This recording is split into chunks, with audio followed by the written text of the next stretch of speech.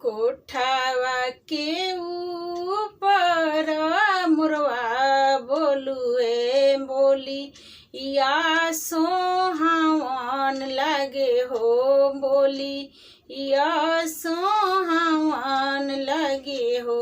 जगले सुतिहा अपना पापा हो आजू घाड़ावा चढ़िया हुए हो आजू घाड़ावा चढ़िया हुए हो। सारी संपत्तिया पापा हो बाची जाइए दुलाड़ाई तीन बेटी चढ़िया हुए दुलाड़ाई तीन बेटी चढ़िया हुए हो। दुआड़ा पड़िया हो बेटी चाकू दरवा रखबायांगा नामे सिपहिया रखबायांगा नामे सिपहिया रखब।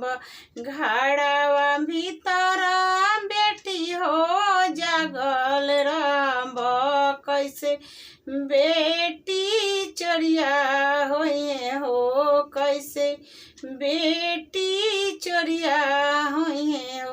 दुआड़ा पड़िया हो पापा चाकू दरवा भैया सुती हो जाई है आंगा नामे नीरा भेदार होई है आंगा नामे नीरा भेदार होई।